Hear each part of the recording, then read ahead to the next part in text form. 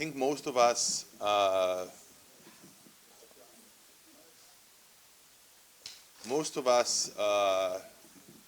don't necessarily understand the role that the government has in fostering innovation. And sometimes we don't necessarily understand how governmental offices can actually take larger plans that startups or small companies themselves can't do. It gives me a great privilege to invite to the stage Naftali Geffen. We all know him for his political... Naftali Bennett, Naftali Bennett. Naftali Bennett. Naftali Bennett for his great... we all know him for his great political career and political contribution. Personally, I have to admit that when we started the cyber labs with Ben-Gurion University, the cyber park, and Naftali back then was the Ministry of Economy, he came there and actually, the first question he asked, what we can do for you? And back then, it was very hard. It was very hard to convince talent to come, to relocate to Beersheba. As an investor back then at JVP, it was very hard for us to convince startups, why would we take money in Beersheba rather than actually sitting in the fancy offices as Gior was selling in Tel Aviv? It was very hard to convince what's the benefit of being part of this ecosystem. And I remember Naftali back then coming to visit us when we just started. I think the office was not renovated yet. And actually coming and says, okay, that's nice, that's a photo opportunity, and even made a great video for us that we use that later as a promotional. But he was asking what a government can do for you. How can I actually move the needle?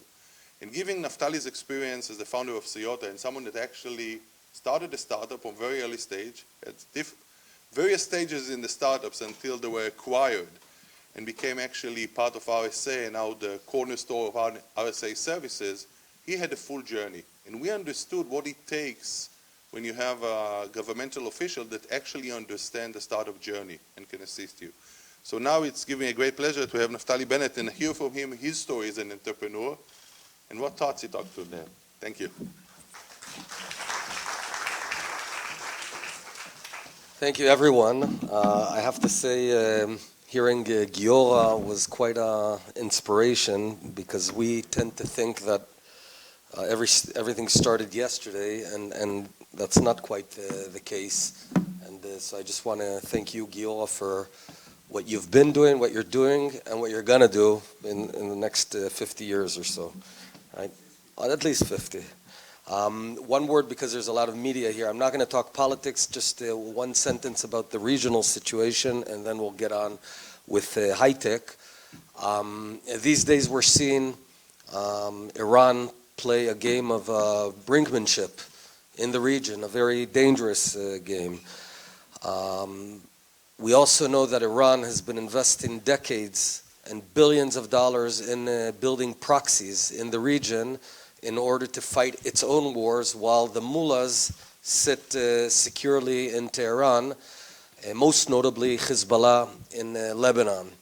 And I think it's vital that every South Lebanese citizen realize that they're being taken hostage by mullahs that are sitting 1,000 kilometers to their east, and they will celebrate, those mullahs will celebrate while the citizens of southern Lebanon will potentially mourn. So I would recommend that the citizens and people of southern Lebanon tell Iran, take your wars away from us. Fight your wars somewhere else. Don't bring it upon Lebanon because ultimately they'll be paying the price. Now back to cyber. So yeah, I've got a bunch of different connections to this day. I founded, together with three smarter folks, a cyber company which today still exists in Israel, Siyota, RSA, etc. Also, incidentally, it was one of the first companies to go down to Beersheba, to the park down there. I was also Minister of Economy who enacted the independence of the Innovation Authority. So it used to be chief scientist, and now it's more independent, which I think is good news because it'll be less affected by turbulence in the political system, even though Israel's political system is very quiet, very calm, very... And finally, education minister, which has been the best thing I've done in my life.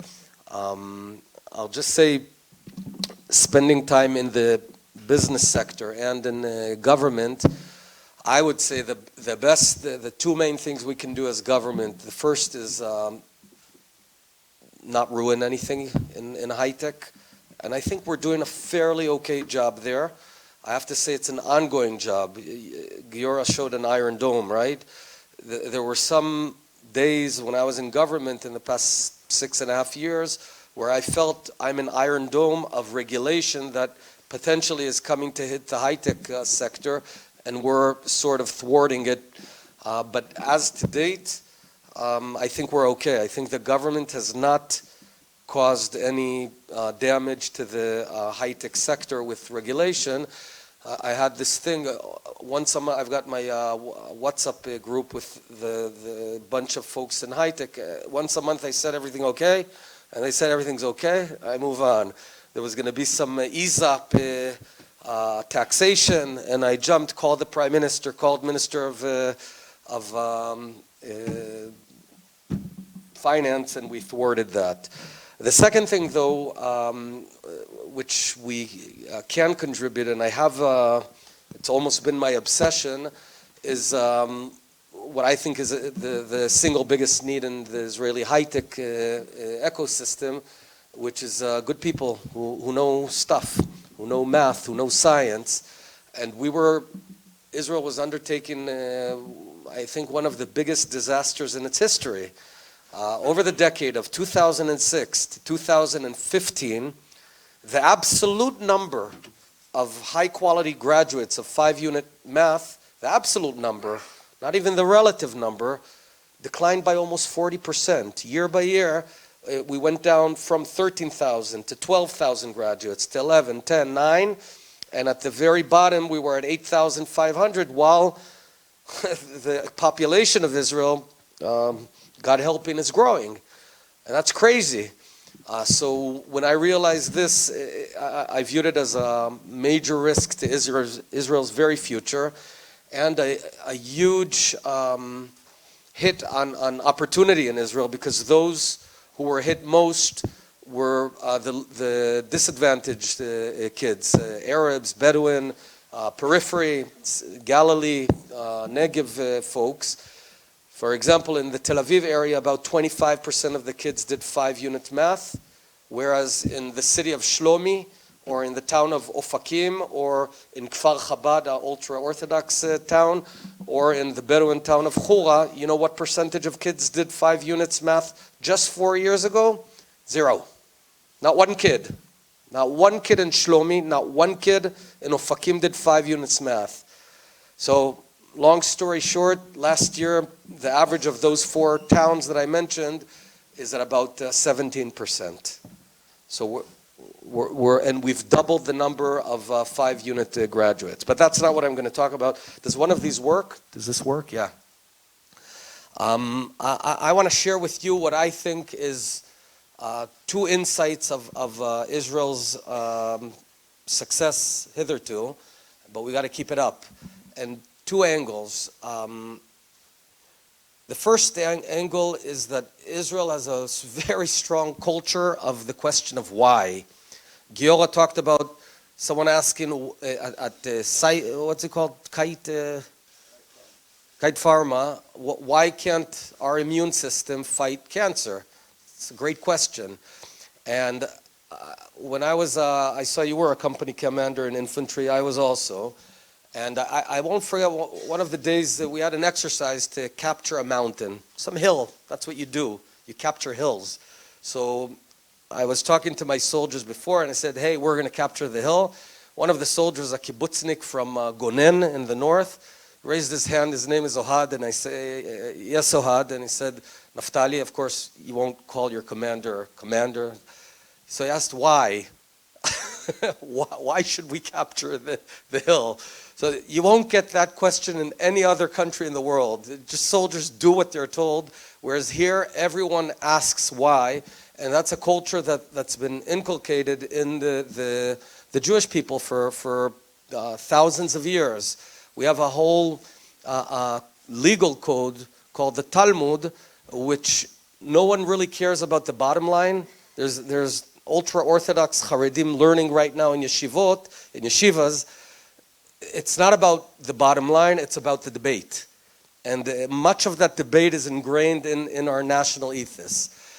But the second aspect, and this is what I want to elaborate on a bit, everyone thinks that the startup nation secret is brilliance.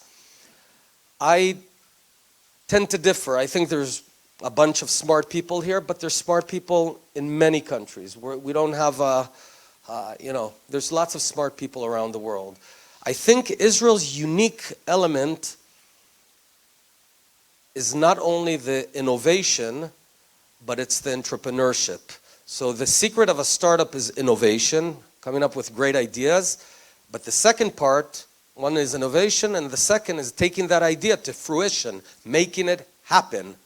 And that's entrepreneurship. And I, in fact, think that Israel's secret is in the second part. And I'll give two examples of a shadow education system which we have in Israel. So we have schools like anywhere. They're okay. They're getting better. I won't say we're one of the very top education systems, though it's not as bad as people tend to think. I've spent 4 years. We've got a bunch of great teachers. But what we also have is an informal education system. I'm talking about youth organizations like Scouts, like Bnei Akiva, like Noar Oved, all of these. I'm talking about preparatory courses to the army, a year where kids, before finishing high school, before going into the military, they spend a year of leadership. And what happens there is pretty unique. I spent a few years in the States as a kid. I was in the Scouts, in the Tzofim. And my instructor was an adult. Because in America, the instructors of all these organizations are adults.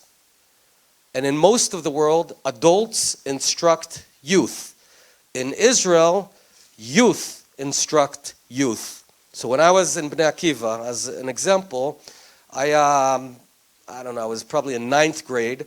So I took 60 kids who were in 6th grade to the Galilee for 2 days of hiking. And I, in 9th grade, like thousands of others like me, Gil, were you in a youth movement? Which one? Shomer HaTzair. Believe me, we have 99% in common. So 1% of irrelevant stuff. So just Shomer HaTzair is sort of the ultra-left, and Bnei Akiva is sort of the right. And I've moved since then also. We'll meet in the middle. So my point is, one would think this is profoundly irresponsible to let a 9th grade take care of 60 kids in the mountains for 2 days of their security, feed them, keep them interested, don't get lost, have them sleep at the right place and not create a fire. But that's the can-do attitude, because imagine if at the age of 15 you're doing that, you're sort of taught that you can do anything. Tell you, I served in a unit called Sayeret Matkal, which also has an anti-terror function. Here's a secret of the strategy of fighting terror. Let's say this building was taken over by terrorists and there's hostages which have done nothing wrong. The general law is get in, kill the bad people, and try not to kill the good people. That's sort of what they did in Entebbe and all these places. But the main issue is get in. Now, you can get in through the door, but if the door is sealed, get in through the window. If the window's sealed, punch a hole in the ceiling or in the floor. You get in. You get in, period. And that also, again, whatever the means are, you get in. And that so reminds me of what we needed when we were in the startup industry. We were 4 folks who knew nothing about banks, never saw a bank. and we were selling software to banks, and we only knew one thing: you get in. You get into Bank of America, you get into Citibank, into Chase, you sell that software, whatever. We don't care how, you get in. And I think that combination of the why question, we keep on asking why all the time, and the combination of you make it happen, I think that to a great deal is what stands behind Israel's success. I think even though I've really been in government for 6 years, I still am not sure exactly what the precise function of government is. I have an open debate how much we should be investing directly. I'm not sure it's relevant anymore. I think in academia it definitely is. I think in human resources definitely it is. I'm not sure that lack of funding is an issue. I'm not saying it's not, I'm just not sure it is. That's an open question from my perspective. You've come to the right place, and Israel is business friendly for high tech, and we're going to do everything in our power to keep it that way. Thank you very much. Toda rabba.